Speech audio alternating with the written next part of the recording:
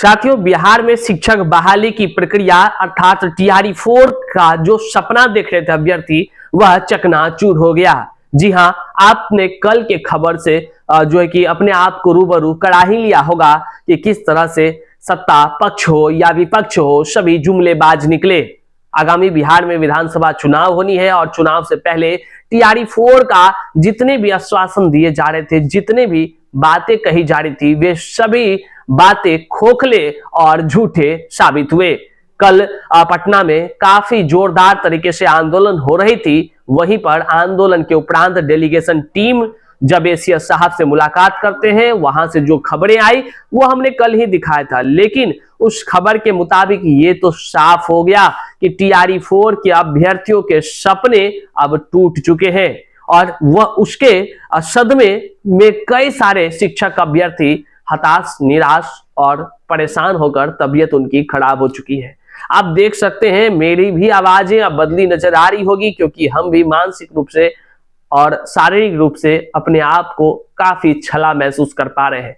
क्यों ऐसा इसलिए कि क्योंकि इन तमाम नेताओं ने बिहार के अभ्यर्थियों को मानसिक रूप से कह लीजिए कि पागल बनाकर रख दिया।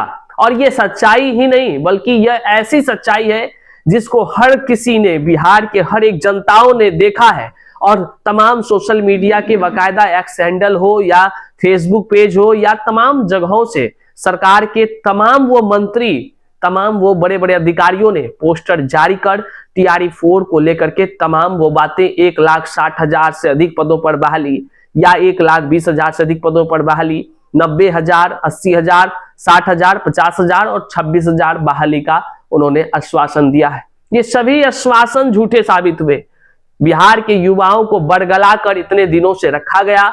जब जब आंदोलन होती रही, वहां पर उनकी आवाजों को दबाने का प्रयास किया गया। और वहीं पर अब आगे क्या कुछ होगा, छात्र नेता दिलीप जब रिहा हुए हैं जेल से, वो क्या कुछ बयां किए, उसके बाद क्या कुछ प्लानिंग है, सारे चीजों पर हम आज आपको बताने जा रहे हैं। क्या टीआरई 4 की संघर्ष अब खत्म हो गई? इन तमाम सवालों के जो जवाब है, वो जवाब आगे वीडियो में हम देने जा रहे हैं। क्या चुनाव के बाद ही टीआरई 4 संभव है? ये सारे जो प्रश्न है उसका जवाब आगे वीडियो में मिलेगा। तो करते हैं शुरू। से पहले नमस्कार, मैं हूं हरे कृष्ण प्रकाश और आप देख रहे हैं साहित्य आजकल। साहित्य आजकल का मतलब ही है वह सच्चाई जो जाननी आपके लिए है बेहद आवश्यक। साथियों, चैनल पर नए हैं तो सब्सक्राइब कीजिए और अपने तमाम साथियों तक बात जरूर शेयर करिए। आइए करते हैं मुद्दे की बात। देखिए, बिहार में विधानसभा की चुनाव होनी और उसको लेकर के बाकायदा चुनाव आयुक्त के तरफ से जो है कि लगातार जो है कि निर्वाचन आयुक्त के तरफ से बैठक चल रही है। वो नेताओं से पूछ रहे हैं, नेताओं से सलाह ले रहे हैं, बिहार की स्थिति को भांप रहे हैं, लेकिन युवाओं की स्थिति को कोई नहीं भांप रहा है। हर चीज समय पर हो जाता है। चुनाव की प्रक्रिया हो, नेता को प्रमोशन का बात हो, नेता को टीए डीए क्या क्या होता है सुविधा, उसकी बात हो, लेकिन बिहार के युवाओं की बात कोई नहीं करता है। आप सत्ता पक्ष से जो उम्मीद करते हैं वहां भी धाराशाही आपके सपने हो जाती है। आप विपक्ष से अगर कुछ आशा रखते हैं, वहां भी आपको चोट ही खाने को मिलता है। कुल मिलाकर न सत्ता पक्ष अभ्यर्थियों के साथ है, युवाओं के साथ है, ना ही सत्ता के विपक्ष युवाओं के साथ है। कुल मिलाकर अगर कहें तो बिहार का युवा कोसी के कहर में डूबता तो है ही है, और सपनों की जो उनकी उड़ान होती है, वह उड़ान इन नेताओं के कारण से चकनाचूर हो जाता है। युवा थक हार कर 2 वक्त की रोटी के लिए जद्दोजहद करते नजर आता है। बहरहाल टीआरई 4 के आंदोलन को लेकर के जिस तरह से व्यापक पैमाने पर संघर्ष अभ्यर्थी कर रहे हैं, उसके बीच छात्र नेता दिलीप को जब डिटेन कर लिया गया दरभंगा से, लहरियासराय से, फिर जो है कि जब वो छूटे हैं तो क्या कुछ कहे वो आपको हम अब बताते हैं। सबसे पहला कि छात्र नेता दिलीप ने क्या कुछ कहा है सोशल मीडिया के अलग अलग हैंडल पर, और बाकायदा उनकी कॉल रिकॉर्डिंग हम तक भेजी गई है, जो कि कल जी उसमें बस 1-1.5 मिनट का था। उसमें मुख्य बातें हैं, हम नहीं चाहते कि वो कॉल रिकॉर्डिंग लगाएं, बस हम सीधे उनकी बात बता दे रहे हैं जो आने वाले दिनों में देखने को भी मिलेगा। एकदम सत्य है ये। छात्र नेता दिलीप ने साफ शब्दों से कहा कि यह शासन जिस प्रकार से यहाँ पे बिहार में जिस प्रकार से सरकार ने युवाओं के साथ जो अन्याय करने का काम किया है, वह एक निरंकुश शासन को दिखलाता है। उन्होंने साफ कहा कि क्या ये लोकतंत्र है? क्या लोकतंत्र में अपनी आवाज, अपनी मांग को, जायज मांग को रखना क्या गुनाह है? उन्होंने साफ शब्दों में यह कहा कि अभ्यर्थी अपने हक की मांग कर रहे हैं, वो भी तब जब सरकार ने खुद ही आश्वासन दिया था। वकायदा पोस्टर जारी हुए थे, वकायदा सोशल मीडिया पे हर तरह से वादे किए जा रहे थे कि हम जल्द 4 दिन में, 10 दिन में, 5 दिन में लाएंगे। तब ना अभ्यर्थी अपनी हक की मांग कर रहे हैं। कोई अभ्यर्थी अपने मन से नहीं कर रहे थे, नेताओं ने खुद ही कहा था। और आगामी विधानसभा का चुनाव है, आचार संहिता लगने वाला है, तब ना अभ्यर्थी अपने हक की मांग करे। लेकिन नहीं, इस लोकतंत्र की अलग ही कहानी है। लोकतंत्र की जब पटकथाएं फिर से लिखी जाएंगी, जब ये युवा लिखेंगे, हम जैसे युवा जब लिखने बैठेंगे, तो एक अलग ही कहानी निकलकर सामने आएगी। पहले जो लोकतंत्र की परिभाषाएं हैं, वो लोकतंत्र की परिभाषाएं पूरी तरह से बदलती नजर आ रही है। छात्रों को डिटेन किया जाता है, छात्र नेताओं को आंदोलन से पहले उठा लिया जाता है और खूब घुमाया जाता है। उसके बाद जब आंदोलन समाप्त हो जाती है, तब छात्रों को निकाल दिया जाता है कि जाओ भैया अपना घर जाओ। तो बात यह हुई कि ठीक है, डिटेन हुआ, आंदोलन हुआ, सब कुछ हुआ, लेकिन बातें क्या निकली? खबर यह निकल कर आई कि TRE 4 अब चुनाव के बाद होनी है। झटका लगा अभ्यर्थियों को, हमको भी स्वतः कल झटका इस तरह लगा, इस तरह एहसास हो रहा था जैसे मानिए कोई व्यक्ति सही तो हो पर उसके गर्दन पर छुरी चला दिया गया हो। कोई व्यक्ति अगर खिलौना खरीद कर लाता है, वो अगर रिमोट से चल रहा होता है, तो उसके बैटरी को अगर आप निकाल लेंगे तो वो निर्जीव सा हो जाता है, साफ वो एक बटन टिपने पर भी नहीं चल पाता है। बैटरी अगर लग जाए तो फिर वही काम करता है। ठीक ऐसी ही स्थिति हो गई हमारी भी, और व्यापक रूप से हम मानसिक रूप से परेशान हो गए। और इसके जिम्मेदार ये गद्दार नेता लोग हैं, बोलने में कोई शंका नहीं। संविधान ने इतना तो पावर दिया ही है कि अपनी आवाज को जन जन तक पहुंचा सके। ये निष्ठुर, ये निर्मोही सरकार बिहार के युवाओं पर केवल अत्याचार करना जानती है, भला नहीं करना जानती है। अब आप कहेंगे कि जो आप में से भी कई लोग होंगे जो नेताओं के चापलूस होंगे, तो आपको लगता होगा कि तो सही नहीं कर रहे। तो सही कैसे नहीं कर रहे, जरा इसको सुनिए।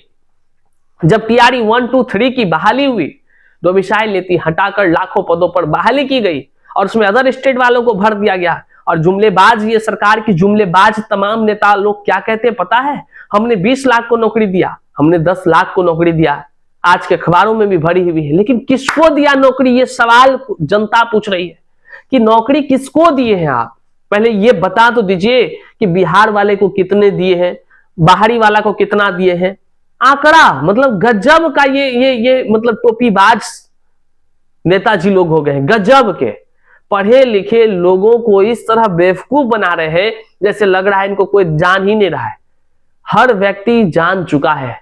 इसलिए आज छात्र नेता दिलीप ने साफ शब्दों में आह्वान कर दिया है, 2 दिन की अल्टीमेटम, बस 2 दिन की अल्टीमेटम उन्होंने दिया है और कहा है 2 दिन में अगर सरकार आचार संहिता से पहले विज्ञापन जारी नहीं करती है TRE 4 का 1,20,000 से अधिक पदों के साथ साथ विज्ञापन, तो फिर 243वें विधानसभा में बिहार का तमाम युवा अभ्यर्थी अब मैदान में उतरेगा, विधानसभा का चुनाव लड़ेगा, निर्दलीय लड़ेगा, लेकिन लड़ेगा जरूर। क्यों जानते हैं? जब युवाओं का साथ न सत्ता पक्ष का नेता देता है, न विपक्ष का नेता देता है, तो फिर उन नेताओं को युवा वोट क्यों करेगा? वोट क्यों करेगा? नहीं देंगे वोट उस नेता को। हम अपना पढ़ा लिखा जो हमारा युवा होगा, हम उसको वोट देंगे। और हम भी ऐलान करते हैं, हम भी उठेंगे, हम भी लड़ेंगे चुनाव, हम भी लड़ेंगे। नहीं मिलेगा वोट। हमारा पढ़ा लिखा जितना मित्र है, हमारा जो लोग पढ़ा लिखा युवा है, वो देगा हमको वोट। जिसको कि सब जुमलेबाजी सारी चीज समझ में आ गए, वो देंगे हमको वोट। और हम चाहेंगे आप जिस जिला से हैं, जो भी शिक्षक अभ्यर्थी आगामी विधानसभा चुनाव में ये सरकार के अन्यायपूर्ण रवैये के खिलाफ जो जुनून जज्बे के साथ अगर आप मैदान में उतरते हैं, तो कमेंट में जरूर नाम लिखिए। हम उन तमाम अभ्यर्थियों का फ्री में, हम उन तमाम अभ्यर्थियों के साथ कदम से कदम मिला करके जो है उनके क्षेत्र में प्रचार करेंगे, जम करके प्रचार करेंगे। देखते हैं सत्ता पक्ष हो या विपक्ष हो, जब जुमलेबाजी ही उन लोग करेगा तो बीच का रास्ता निकालेंगे हम लोग, बीच के युवाओं को उतारेंगे मैदान में। 10 वोट आएगा, 10 तो आएगा। जिसको दारू भात, मुर्गा भात या क्या क्या नहीं जाने क्या क्या लुभावने चीज दिए जाते हैं, टका पैसा देकर वोट लेने को हथियाया जाता है। जिसको जो करना है करेगा, लेकिन पढ़ा लिखा युवा जो सड़कों पर मार खाता है वो सही है क्या? आश्वासन दे करके पढ़े लिखे युवा जब देखते हैं ट्विटर हैंडल पर, दे बाबा सरकार ने ट्वीट किया है कि इतना लाख वैकेंसी देंगे, उनके अरमान जग जाती है, आस जग जाते हैं, विश्वास हो जाता है अपने सरकार पर। लेकिन जब वही समय आता है तो जा भैया, खत्म राम कहानी आपकी, कोई बहाली नहीं आएगी। कैसा लगता है? फीवर हो गया ये सोचकर कि अभ्यर्थी को क्या होता होगा। आप जरा सोचिए, हमें तो 4 पैसे की भी प्राप्ति हो जा रही है, लेकिन वैसे लोगों के विषय में सोचिए जिसको 2 पैसे पर लालच है, जो केवल दिन रात पढ़ाई कर रहा है। उनके तो सपने टूट गए ना, अरमान टूट गए ना। क्या करेगा वो, क्या करेगा? तो छात्र नेता दिलीप ने इन्हीं तमाम चीजों को लेकर के अब ऐलान कर दिया है। टीआरई 4 के अभ्यर्थियों ने भी जमकर ऐलान कर दिया है। अब की बार हार या पार है। चाहे आप अगर खुरपी के बेट पर चढ़ोगे तो युवा भी खुरपी के बेट पर चढ़ेगा। आप अगर जमीन पर धरातल पर बात करोगे तो युवा भी आंख से आंख मिलाकर धरातल पर बात करेगा। अब वो दिन नहीं है बाप दादा वाला जिसको आप जो है कि गुमराह कर दीजिएगा, सीना ठोक कर आपसे सवाल करेगा, याद रखिएगा। इस वीडियो को जन जन तक शेयर कीजिए। आने वाले दिनों में काफी मुश्किलें टीआरई 4 के अभ्यर्थियों के साथ होने जा रही है। कमेंट में अपना विचार दीजिएगा। क्या ये निष्ठुर सरकार को अब टिके रहने देना चाहिए? क्या युवाओं में अब ताकत नहीं रही? क्या युवा अब संघर्ष को लेकर के, अपने हक अधिकार को लेकर के संवैधानिक रूप से आगे नहीं बढ़ना चाहिए? कमेंट में जरूर बताइए। बहरहाल मिलते हैं अगले वीडियो में। चैनल पर नए हैं तो सब्सक्राइब कीजिए। बहुत बहुत शुक्रिया।